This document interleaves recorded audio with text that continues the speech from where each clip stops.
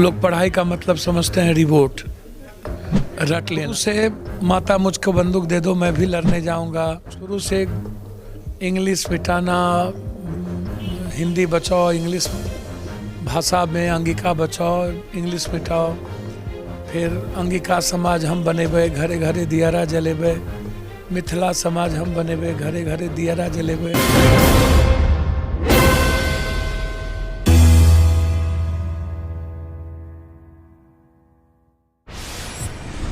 नमस्कार, मैं हूं मनीष। आप देख रहे हैं दी न्यूज़ 9X। दी न्यूज़ 9X में दो चेहरे हैं, एक मनीष हैं और राजेश रंजन उर्फ पप्पू यादव जी हैं। सौभाग्य से दोनों एक ही स्कूल से पढ़े हैं। 1983 में जिला स्कूल से इन्होंने मैट्रिक किया था और मैं भी जिला स्कूल से मैट्रिक किया हुआ हूं। तो कई लोग ये पूछते थे, मनीष आप जब जिला स्कूल में पढ़े हैं और राजेश रंजन जी जब स्कूल से पढ़कर निकले हैं, उसमें क्या अंतर होगा? जरा उनसे कभी इंटरव्यू होगा तो पूछिएगा। सबसे पहले मैं बता दूं, ये पॉलिटिकल इंटरव्यू तो बाद में होगा, पहले नॉन पॉलिटिकल सवाल थोड़े करेंगे। तो क्या सर, उस समय का स्कूल का लाइफ कैसा था? उस वक्त प्राइवेट स्कूल की मान्यता बहुत कम थी। जीवन में लोग आत्मनिर्भर थे। सरकारी स्कूल पर, जिला स्कूल पर, भट्टा स्कूल पर जीनियस स्टूडेंट हुआ करता था। एक माहौल था, पढ़ने का माहौल था। बहुत कम झंझावात थे जीवन में। मिडिल क्लास के बच्चे, कुछ हायर क्लास के बच्चे जो बड़े परिवार के लोग थे, उनका स्कूल, जिला स्कूल एक बहुत ही पसंदीदा स्कूल था। उससे ज़्यादा भट्टा स्कूल भी लोगों की लाइकिंग थी। एजुकेशन के मामले में माहौल, एक बेहतर माहौल था। लोगों में क्यूरियोसिटी रहती थी पढ़ने की। हम आनंद मार्ग स्कूल के प्रोडक्ट थे जी। हम आए थे बांका, आनंदपुर से एडमिशन लगा था कि यहाँ से शुरुआत होगी, लेकिन एग्ज़ाम हमें कॉलेजिएट हाई स्कूल बनमनखी से देना पड़ा। कुछ ऐसी अंडरस्टैंडिंग, ऐसी परिस्थितियाँ पैदा हो गई। लेकिन जिला स्कूल या पूर्णिया का शहर, पूर्णिया का वो वक्त, अब तो बहुत ज़्यादा हम रेस में हैं। रिश्ते समाप्त हो गए, सपने देखना लोगों ने छोड़ दिया, पढ़ाई करना छोड़ दिया। अब आप लोगों के रीजन में लोग पढ़ाई का मतलब समझते हैं रिवोट, रट लेना। A+B² - 2B², रट्टू माल। बस एक जानवर जिंदगी जीने के लिए जो नीड्स है, बस वहीं तक पढ़ाई करना है। पहले पढ़ाई का मतलब था अनंत की को जानने की ओर, एक जिज्ञासा, एक भूख। शिक्षक का मतलब ही होता है जो बच्चों के भूख को जगा के रखे, जो बच्चों के भूख को सिर्फ उसके भौतिक सुख से जोड़ दे, उसकी ज़रूरत से जोड़ दे, तो वो एजुकेशन नहीं है। तो एक सुखद अनुभव था। अच्छा, हमारा एक बेहद ही सवाल था आपसे पूछने का, खास करके मेरा, कि बचपन में कोई सोचे थे कि राजनीति में आएंगे? हाँ, शुरू से हम लोगों का सुधांशु जी परिवार जो स्पीकर थे, उनके जो बच्चे थे, हमारा काफ़ी घनिष्ठ दोस्त। आनंद था, मन्नू था। हम लोग एक साथ आनंद मार्ग स्कूल में पढ़ते थे। फिर आनंद भट्टा स्कूल का स्टूडेंट हो गया, मन्नू भी भट्टा स्कूल का लगभग स्टूडेंट हो गया। तो शुरू से माता मुझको बंदूक दे दो मैं भी लड़ने जाऊंगा। नेशनल डिफेंस एकेडमी की तैयारी बचपन से होना, और शुरू से इंग्लिश मिटाना, हिंदी बचाओ, इंग्लिश भाषा में अंगिका बचाओ, इंग्लिश मिटाओ। फिर अंगिका समाज हम बनेबे, घरे घरे दियारा जलेबे। मिथिला समाज हम बनेबे, घरे घरे दियारा जलेबे। ये गीत, ये वे था, शुरू से था कि सोसाइटी चेंज होनी चाहिए। मन में बचपन से थी एक अच्छा माहौल, एक अच्छा पीस एंड प्रोस्पेक्ट। लोगों में ह्यूमन, मनुष्यत्व और मानवता नहीं रहेगा तो आप किसी राष्ट्र, समाज और विश्व की कल्पना नहीं कर सकते। मानवता और मनुष्यत्व के बगैर आप परिवार की भी कल्पना नहीं कर सकते हैं, परिवार भी बिखर जाता है। तो इसलिए मानवतावाद के बगैर समाज शास्त्र की कल्पना नहीं, समाज शास्त्र के बगैर राजनीतिक शास्त्र नहीं होगी, अब मानवतावाद के बगैर राष्ट्रवाद नहीं होगा। तो ये शुरू से था, humanity, new humanism, new thought, new society concept था बचपन से। एनी हॉ हर लोग डर और अभाव के भीतर ना रहे, वो फ्रीडम हो करके जिए, इकोनॉमिकल फ्री हो, तो शुरू से था। और शुरू से था तो आज पहले से ज़्यादा एनर्जी के साथ इंडिया में मैं काम करता हूँ। जब भी बात होगी, चूँकि वैलेंटाइन डे आ रहा है, तो मेरा वो सवाल ज़रूर रहेगा कि आखिर पहली मुलाकात कैसे हुई थी रंजीता रंजन जी से आपकी? अब वैलेंटाइन डे का मतलब पहले समझिए, वो एक संत का था मतलब। वो वैलेंटाइन डे को बहुत वल्गर मत लीजिए, एक संत के रेस्पेक्ट से आप प्यार कर, वो संत कॉमन लोगों से प्यार करता था, गरीबों से बहुत ज़्यादा प्यार करता था, ह्यूमन से प्यार करता था। उसको लोगों ने अपने अपने नज़रिए से देखना शुरू कर दिया। वैसे प्रेम का मतलब ही सादगी का एक वे है, जीने का एक माध्यम है। प्रेम के बगैर आप जीने का कोई औचित्य नहीं समझ सकते हैं जी। प्रेम नैसर्गिक जीवन को ऊर्जा देती है। अब है कि आप प्रेम कैसा करते हैं, किससे करते हैं।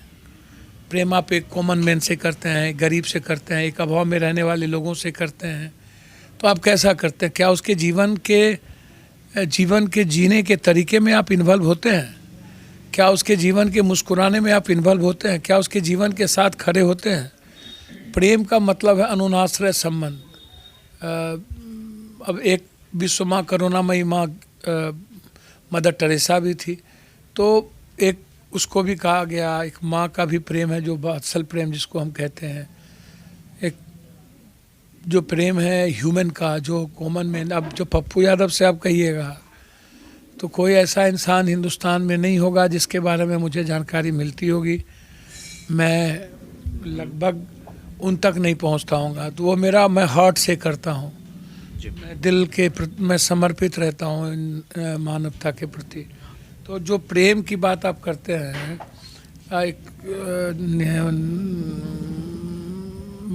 रंजीत रंजन जी से मेरे जीवन के में प्रवेश होने का, तो वो एक पार्ट ऑफ बेहतर लाइफ है। एक बेहतर लाइफ को जब आप संपूर्ण की बात करिएगा, संपूर्णता एक अच्छे समाज और परिवार की बात कीजिएगा, तो एक बहुत ही बेहतर जीवन साथी आपकी जीवन को बहुत आगे बढ़ाता है।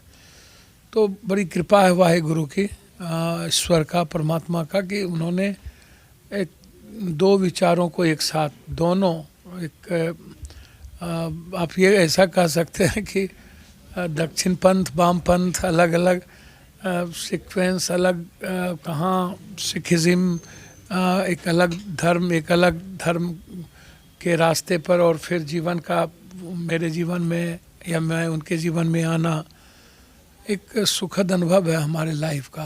वो इंडिया खेलती थी, नेशनल टेनिस खेलती थी, वहाँ मुलाकात होना, फिर उसके और आगे बढ़ जाना।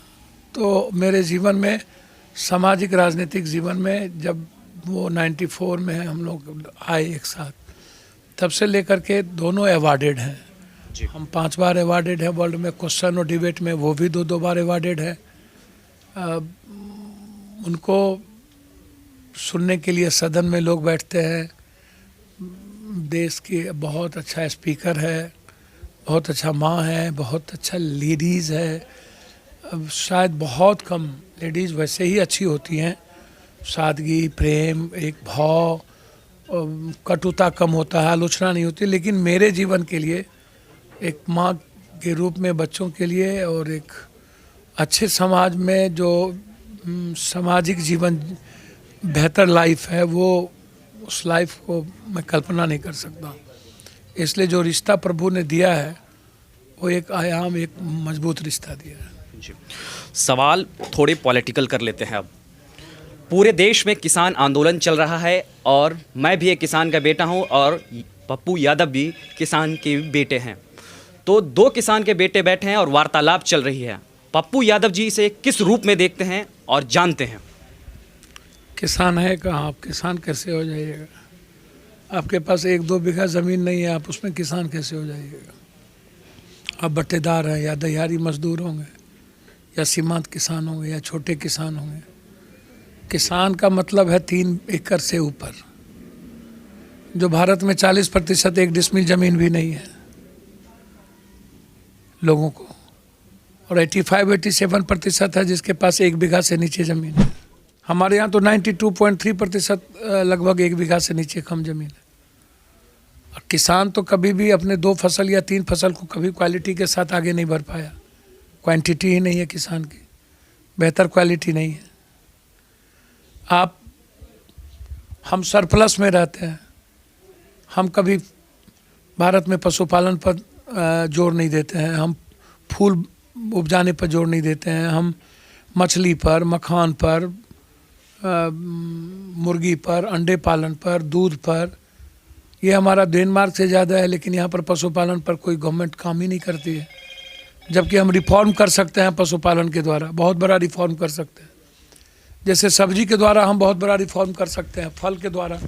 भारत में सबसे अत्यधिक दलहन और तिलहन की स्थिति है। आप सिर्फ धान और गेहूं से किसान को किसान समझते हैं, आप सब्जी से नहीं समझते हैं। गोभी से, टमाटर से, प्याज से, अदरक से, हल्दी से, धनिया से, तेज़पत्ता से, सभी तरह की सब्जियां से, दलहन दाल से, आप उसको किसान ही नहीं समझते हैं। मक्का है, ज्वार है, 5-6 न्यूनतम मूल्य की बात आप करते हैं कुछ फसल पर, और उसके बाद आप क्या करते हैं? जो न्यूनतम मूल्य है वो तो बिहार में कभी लागू नहीं हुआ। परिस्थिति तो बहुत बुरी है। आप 2006 में एमएसपी कानून समाप्त कर दिए। बिहार में इसीलिए कभी कोई क्रांति नहीं होती है कि लोग अभाव में सबसे ज़्यादा जीते हैं। लेकिन फिर भी इस बीच द्रोह काल का पथिक कैसे निकला हमारे बीच? नहीं, द्रोह काल का पथिक परिस्थितियों का टाइम जो है ना, परिस्थिति को फ्रेम करती है, और परिस्थिति जो है ना व्यक्ति को फ्रेम करता है। आप और हम कुछ नहीं कर सकते हैं।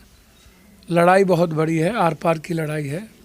अच्छा, आपके मन सिर्फ एमएसपी सिर्फ किसी एक चीज़ों के लिए नहीं है लागू। हम 2 चीज़ों के बिहार में एमएसपी है ही नहीं, इसलिए आर पार की लड़ाई है। फार्मर्स को जब बीड़ी बेचने वाले, अन्न बेचने वाले को राइट है, तो हमको बेचने को राइट क्यों नहीं है?